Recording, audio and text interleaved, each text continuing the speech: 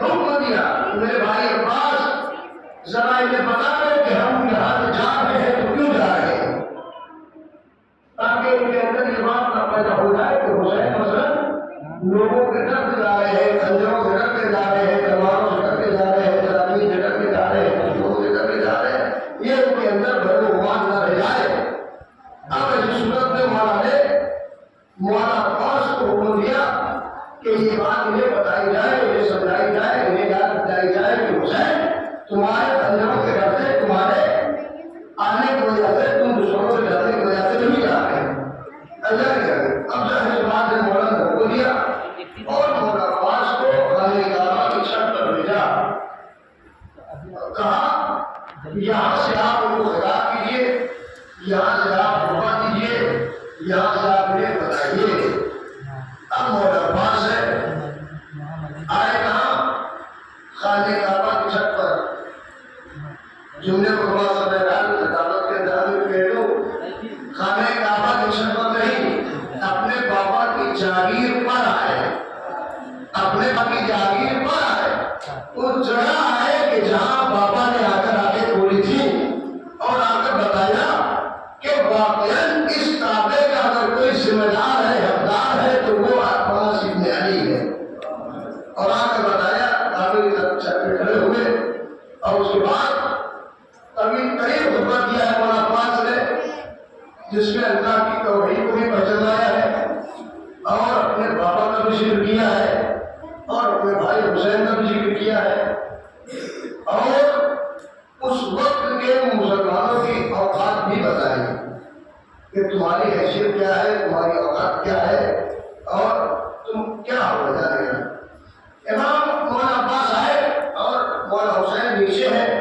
جناب عباس علیہ السلام کعبے کی چھت پر ہے، اور آنے کے بعد اب خطبہ مقام مولانا عباس نے شروع کیا۔ پہلا جملہ مولانا نے جو ارشاد فرمایا، بسم اللہ الرحمن الرحیم، الحمدللہ الذی شرف هذا بقدوم ابی۔ مولانا نے بابا نے اشارہ کیا کعبے کی چھت کی طرف، یعنی اس کا کھڑے تھے اور کہا الحمدللہ الذی شرف هذا بقدوم ابی، اے لوگوں یہ جان لو وہ خدا وہ ہے کہ جس کے لیے تعریف سلامات ہے، جو لائق تعریف ہے، جس کی حمد و ثنا واجب بھی ہے، ضروری بھی ہے اور اس کا حقدار بھی ہے، اور یہ بات جان لو کہ عباس جہاں کھڑا ہے یہ وہ جگہ ہے کہ جس جگہ کو میرے بابا کے پیروں نے یہاں آ کر اسے شرف بخشا ہے۔ کیا کہا؟ شرف ہذا بقدوم ابی، میرے بابا کے قدموں نے جس جگہ کو شرف بخشا ہے وہ جگہ جہاں عباس کھڑا ہے وہ یہ خانہ کعبہ کا چھت ہے، خانہ کعبہ کی جگہ ہے۔ اور اس کے بعد آگے ارشاد فرمایا کہ فَانظُرُوا، اے لوگوں دیکھو، من کان بیتاً اصبح قبلۃ، جملہ بہت غریب ہے۔ مولانا نے فرمایا کہ من کان بیتاً اصبح قبلۃ، یہ وہ جگہ ہے کہ جہاں میرے بابا نے اپنے قدم سے اس کو شرف بخشا، اسے لائق سجدہ بنایا، اسے سجدے کے قابل بنایا، اسے تعظیم کے لائق بنایا، اسے طواف کے لائق بنایا، اسے یہ شرف بخشا کہ رہتی دنیا میں قیامت تک آنے والے انسانوں کے لیے قبلہ بنایا۔ اگر اس کی طرف کوئی رک کر کے نماز نہ پڑھے تو اس کی نماز قبول نہیں، کوئی اس کی طرف زیارت کے لیے ہاتھ اٹھا کے زیارت نہ کرے تو اس کی زیارت قبول نہیں، کوئی اس کو اس کی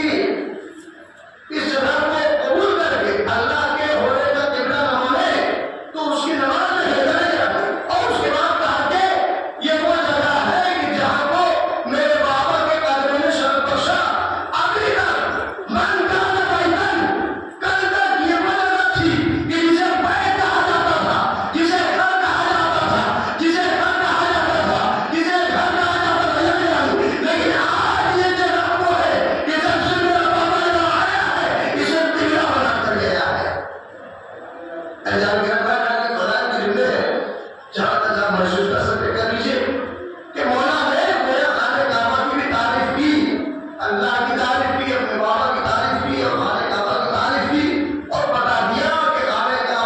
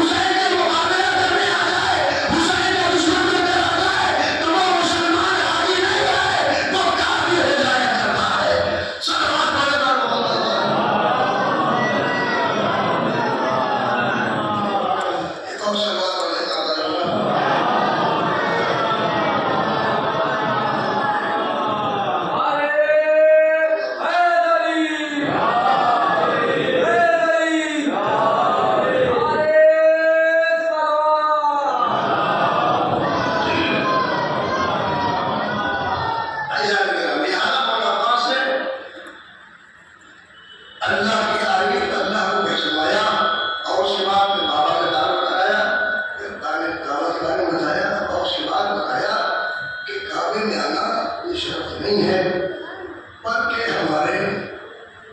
بھائی حسین کی محبت کے ساتھ آنا یہ شرف دیتا ہے، میرے بابا علی کی ہدایت یاترا کر کے آنا یہ شرف دیتا ہے، ورنہ انسان کے کعبے میں آنا چکر لگانا ہوگا، وہ طواف خانے کعبہ نہیں ہوگا۔ بس بہرحال آگے بہت مسئلہ ہو رہی ہے، اور یہ سمجھیے کہ بہرحال رات میں لیٹ ہو جاتا ہے معاملہ سب، اور شاید نہیں وغیرہ پوری نہیں ہو پا رہی، اس لیے بھی شاید آواز پوری ہو جا رہی ہے، لیکن میں اللہ تعالیٰ کے جہاں تک میں طاقت سے دعا میں کوشش کروں گا آج ان شاء اللہ دن بھر اور پاس کے فضائل سکھوں گا، اور ان کے کرامات ان کے معجزات ان شاء اللہ جو ظاہر ہیں جو کتابوں میں لکھے ہیں ان شاء اللہ ایک خدمات پیش کروں گا۔ بس تمام کرتا ہوں اور کوشش ہی کرتا ہوں کہ بہرحال آج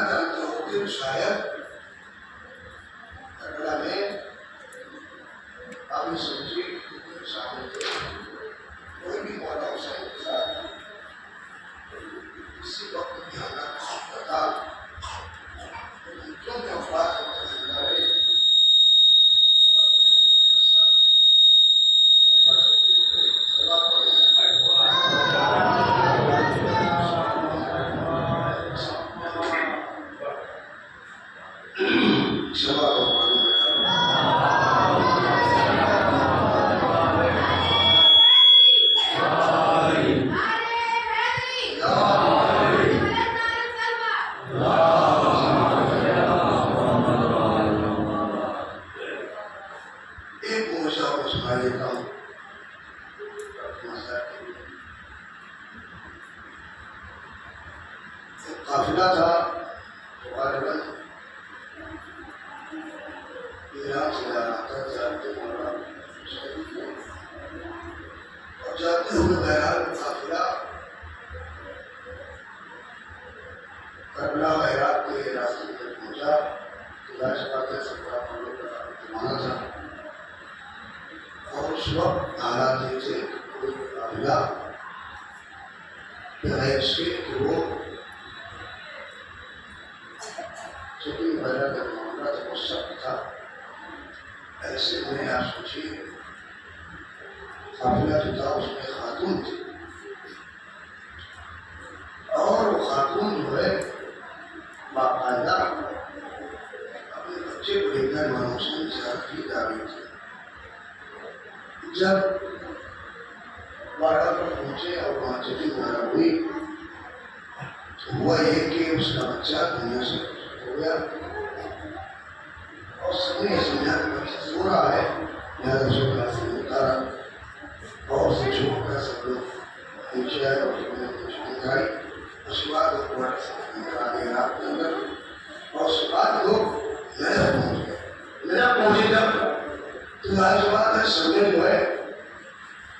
آ کر کے امام علیہ السلام کی بارگاہ میں جا کر زیارت پڑھی، لیکن یہ خاتون اور اس کا بچہ اب اس کے بارے میں دیکھا گیا تو پتا چلا کہ بچہ دنیا سے رخصت ہو چکا ہے۔ اب ایسی صورت میں ظاہر بات ہے عورت خاتون جس کا بچہ دنیا سے رخصت ہو گیا تھا وہ رونے لگی، تڑپنے لگی، ایسی بات اعتبار سے کرنا شروع کیا، اور بہت سارے پرورش کے بعد باقی ہوتا ہوا یہ ہے کہ اس نے گویا امام کے بارگاہ میں زیارت کرنے کے لیے بھی جاتے ہوئے جاتی ہے۔ میں نے کہا آپ کو کیا زیارت کریں؟ میں یہ کہوں گی چونکہ میرے ساتھ مثلاً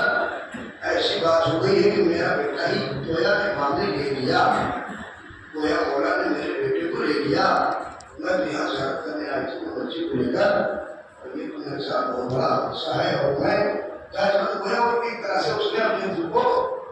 کہہ تسلی دی اور کہا کہ میں مسلم زیارت پہ نہیں جاؤں گی،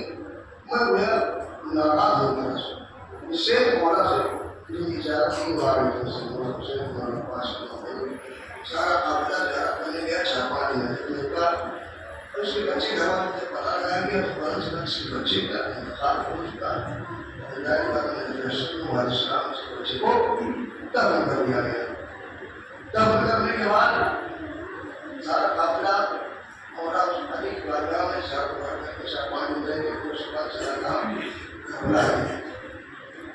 کربلا کے لیے سلام گزارنے والے کربلا میں ایک افراد نے پہنچا تو وہاں بھی اس بات نے جیسا نے دیکھی ہے بہرحال نہیں مارا سنوا ہوتا ہے بہرحال شاید اس جذبات زیادہ تھے معلوم پہنچی مولا حسین کی بارگاہ میں بھی سے میں نہیں جاؤں گی کہیں نہیں جاؤں گی زیادہ کرنا سب میں سر کر رہا 100 روپیہ مولا نے مجھے جذبات ہے اور میرے پاس ہوتی ہوں اپنے دروازے سے سب واپسی اور اس کے ساتھ اس نے کہا کہ بیٹا اس سے مت بولو سنے معصومی نے گستاخی ہے اس سے کہنا اس سے غلط ہے، پھر بھی اس نے کہا نہیں مانی یہ بات، وہ یہ سب کہتی رہی اور پھر اتفاق یہ ہوا کہ آپ کے بعد ساری طرف عمر ہو گئی کہیں زیادہ کرنے نہیں گئی، اب آخری دن کا آخری لہجہ کا اچھا کرنے کا اور ایسی صورت اب اس کی ماں نے جو ہے باقاعدہ اس سے کہا کہ اب تم اگر اس آخری وقت میں مولا عباس کی بارگاہ میں اور حسین کی بارگاہ میں تم نہیں جاؤ گی، اب آتے مولا عباس کی بارگاہ ہی میں تو شیما نے کہا کہ اب اگر تم آخری وقت میں آنے کے بعد مولا عباس کی بارگاہ میں نہ گئے اور جا کے زیارت نہ کیا، یہ سب سے بڑی دنیا کی اور زندگی تمہاری ایسا بنا ہوگا شاید اسے معافی نہ ہو، اور سمجھانے کے بعد آخری وقت میں تمہارا وچن ہے کہ قافلہ سننے والا ہے واپس آپ ہو گئی ہے زیارت کرنے، لیکن ایسی تو وہی بات ہے جیسی وہ پہنچی اور مولانا عباس کی زری کے پاس پہنچی، کیا دیکھا کہ وہ ابھی زری کے پاس گئی ہی تھی کہ پیچھے سے کسی بچے نے اس کا دامن پکڑا دامن، کوئی سب جواب پیدا نہیں کرا اور آج کی موسیقی ظاہر ہوتی ہے اور عباس کو اور بات ہے کہ ہم کو نہیں کہا کہ وہاں کے خادمی نے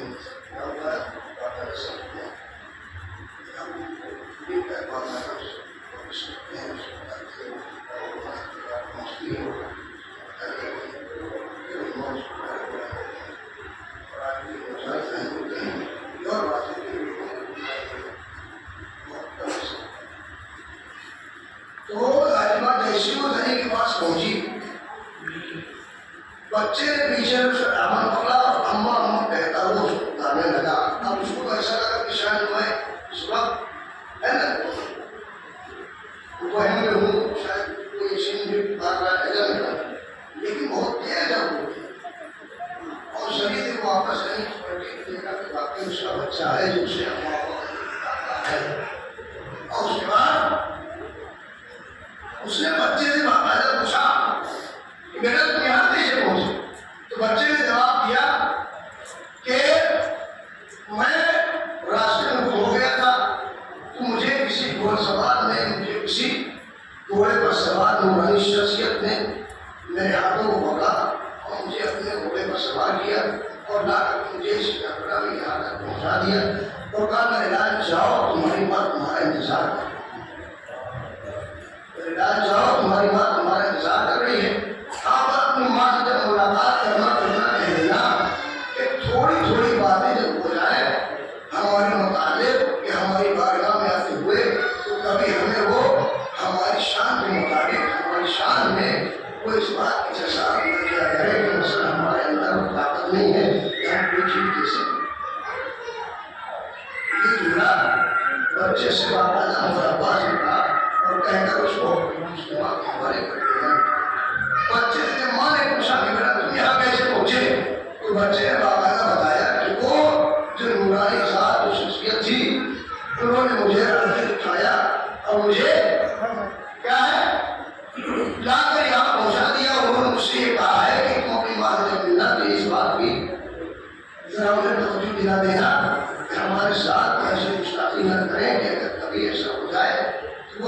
نہ سمجھیں کہ ہم انہیں کچھ دے نہیں سکتے، ہم ساتھ نہیں ہیں، ہم ان کی تو ساری نہیں کر۔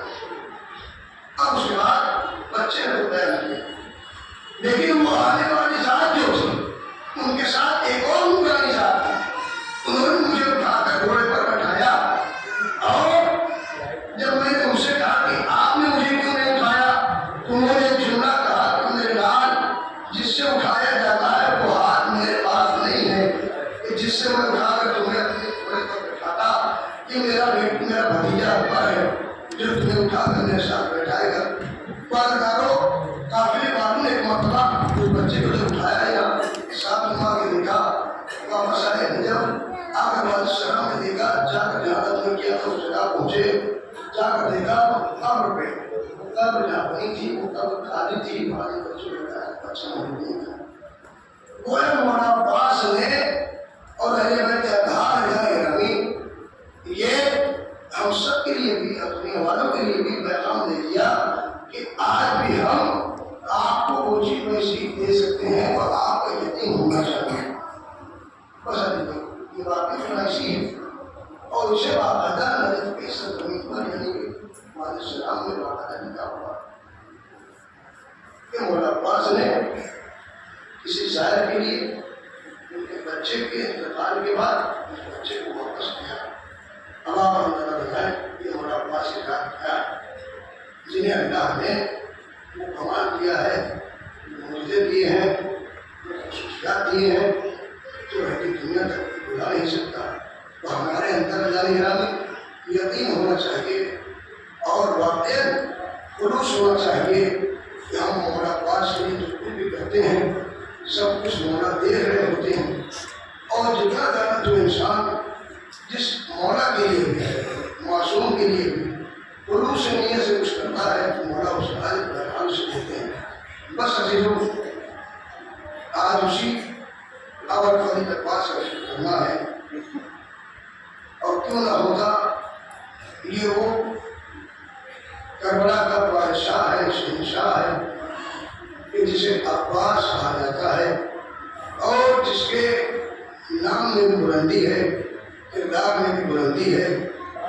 جس کی شجاعت تعلیم یہ ہے کہ جہاں